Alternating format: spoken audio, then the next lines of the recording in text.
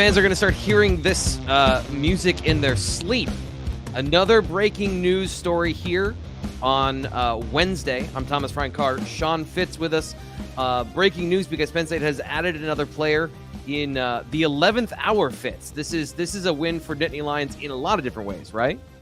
Yeah, I think so. 11th hour it might be generous because this is one that came along a little bit later than deadlines and such, but they got it done. Malik McClain, the former Florida State wide receiver, who visited over the weekend, also visited South Carolina, is on campus, started classes on Wednesday morning.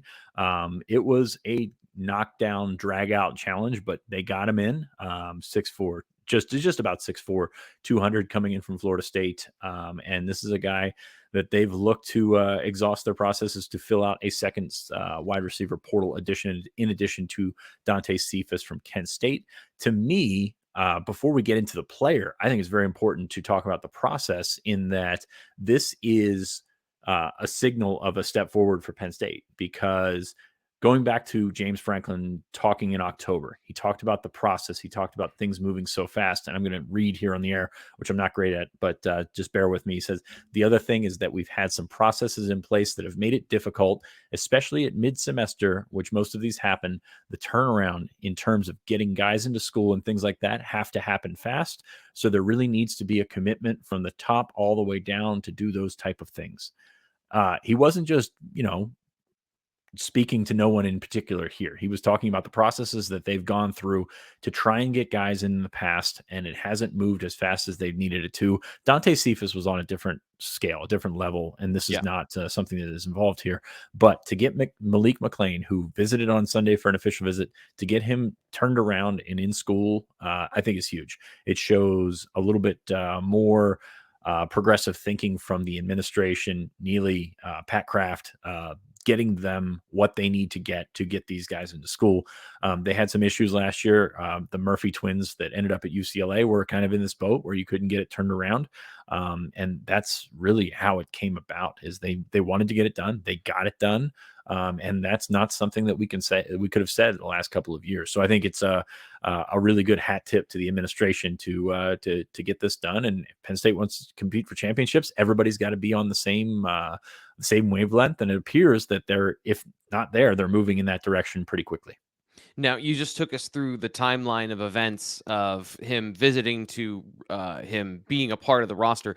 It was their lead up to it, or was this really as quick as you were describing of that he agrees to come on campus and then bam, it happens? So kind of take us through the extended timeline, if there is one, or if it truly is like this all had to happen very quickly and everyone was on the same page. Well, I mean, you can always delay enrollment. I mean, that's one thing that you could say, but this is a guy that wanted to be in for spring practice. He went into the portal last week. We talked about him on the board last Thursday morning as a guy that they were trying to fast track to get in for an official visit over the weekend. Then he popped up at South Carolina, and then he made the move and got up here to Penn State on Saturday. So that's how fast things happen. It's just a matter of a couple days. And then once he had that visit, and I called him the other day and talked to him for a second. He was not doing interviews and things like that. Had a good visit.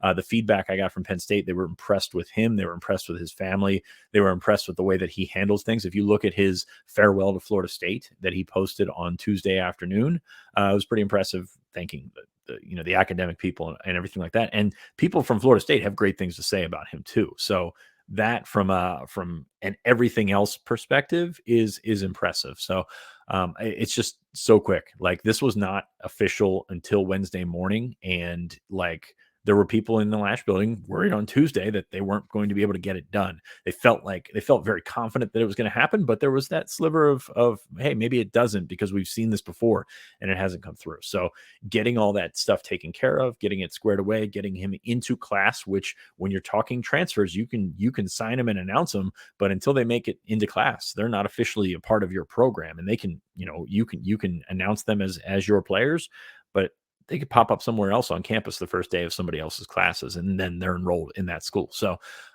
there's just a lot of things that happen. He popped up in the directory over the weekend, which, Devin Carter was in the directory for Penn State as well. So that is not a be all end all indication that he's coming to Penn State, but they got this one done.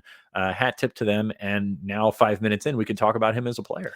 Yeah, I was going to say Penn State not without cause for their concern of getting a guy and making sure he is a part of the program before anything is announced. So yeah, let's talk about him, the player. You mentioned great character guy, seems to be a great fit for Penn State. On the field, though, I'm pretty excited about this football player in terms of talent level. What did you see? What are your thoughts on what he brings to the table?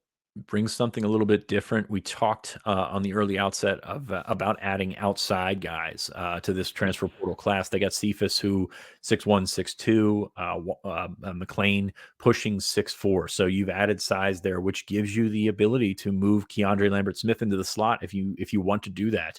It gives you a little bit more flexibility with all these positions, to be honest with you. But you've got a brighter outlook for sure. In terms of an immediate impact, Cephas is the guy to go to. McLean is a guy that's got a couple of years left, so he's got development left to do. Started as a true freshman at Florida State, was kind of phased out last year as a sophomore. So you've got time to work with him and develop him. We'll get to a comparison that's warranted. It doesn't really make a ton of sense, but a comparison that's warranted here in a minute.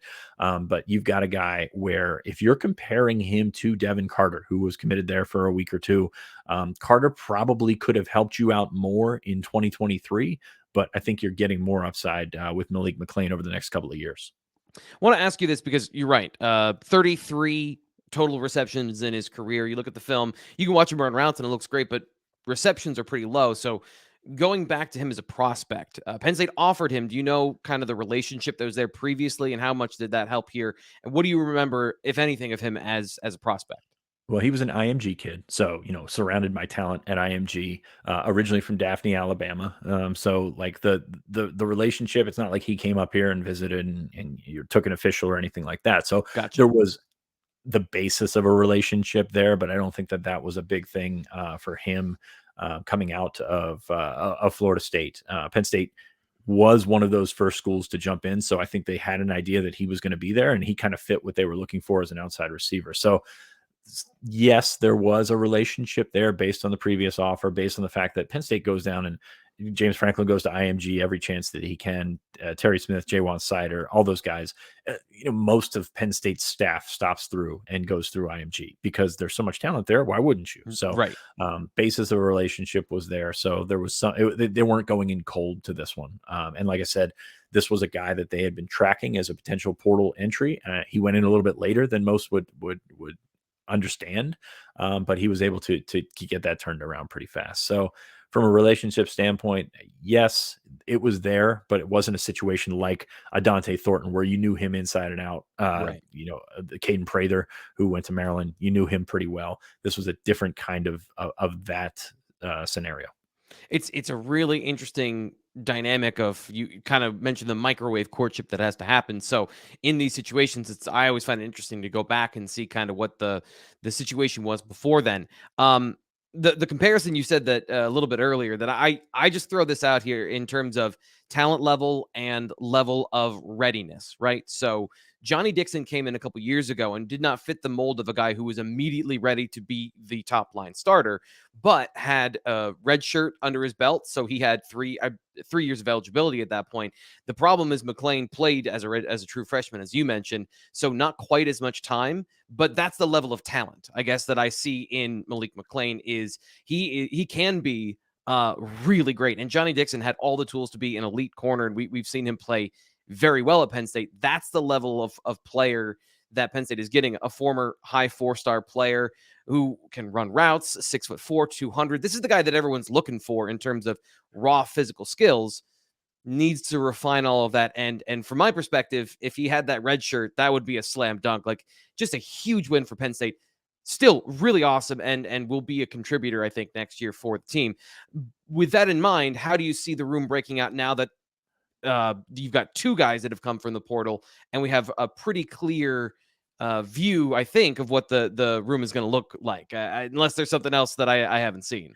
No, I mean, with McLean, really, there's meat left on the bone there for him to continue to progress, and I think that's the exciting thing. Kind of like Dixon, as you mentioned, in that he's got time. He doesn't have to step in and be a starter right away, so he's got time to get this done. Looking in that room as a whole, it looks a lot better than it did a couple of weeks ago, or actually a week ago. Cephas is going to come in after the spring semester. I'm not saying that there's any issues there, but McLean gives you a guy, a bird in the hand, essentially on campus. So that helps you work through the spring. And if there's any issues with Cephas, then you've got one in the boat, which is absolutely huge at this point. But you look at that two deep there. I for right now have Trey Wallace, Keandre Lambert-Smith, and Cephas as projected starters. But McLean's going to go through spring practice. He's going to get reps with these quarterbacks, and that's going to help him. And we'll see where he gets in terms of where he falls on that two deep. I have him behind Harrison Wallace or Trey Wallace right now, with Caden Saunders or Liam Clifford in the slot, and then Amari Evans working in at that other spot. But Cephas, you can phase him out for the spring, and then other guys can get reps. Where does Malik Mega fit into all this? Well, I mean, McLean and Mega, similar profiles in terms of size. They both can run. They both can move. Of course, Mega's been a really good special teams player so far, but he hasn't put it together as a wide receiver. So how do those two sort of mesh, and what sort of reps do you see from both of those guys? So that's what I'm thinking as a sketched out on the back of a napkin type of two deep for next year. But all these guys are going to get reps in the spring, and that's going to be big for McLean to get on board and to get in sync with these quarterbacks. And I think a fair point to make here, too, is that Wallace and McLean at that position, kind of like last year with Lambert-Smith and Wallace, maybe even a little more so, that would be the place where you have a bit of a timeshare where both guys are seeing a lot of reps if things kind of break the way we'd expect. That's kind of what I'm seeing. Do you think that's the case, or one of these guys separates themselves? Well, I mean, that's going to depend what you do with that third spot. Like, do you leave Keandre to get reps outside and inside in the spring? And does that vault up Caden Saunders or Liam Clifford and whomever that may be? So, because you just have a giant hole right there where you're expecting a starter to come in and, be a guy for you. So I think that goes into the thought process. The younger guy, I mean, Carmelo Taylor's not on campus yet, and he's the only receiver that you signed. So it'll be interesting to see how they attack this in the spring. But now they've got more bodies to work with. With McLean, he can, I think you and I were talking before, he kind of fills what you were looking at in a Caden Prather, where he's big. Yeah, he's almost 6'4", but he can move around. Like, he's got some short area quickness to him. He could play in the slot if you need him to. So I think that you get some position flexibility, not only with Keandre Lambert-Smith, but with McLean and with some of those other guys. And if you're working in not a new offense, but if you're working in new quarterbacks and working in wrinkles to play to your strength of the new quarterbacks, then you can move these guys around and see what you've got in different from different angles. Yeah, a lot to be excited about when you have that completeness of an athletic skill set. That's when you get pretty excited. So we broke this down. Sean Fitz, thank you so much for coming on and giving us the detailed information. Penn State's receiver room looks a million times better than it did a couple weeks ago with an infusion of talent. We'll get to a bunch more stuff about this and more on the BWI Daily Edition as we go throughout the week. Once again, Sean Fitz, I'm Thomas Frank Carr. Subscribe to Blue White Illustrated here on YouTube so you never miss breaking news.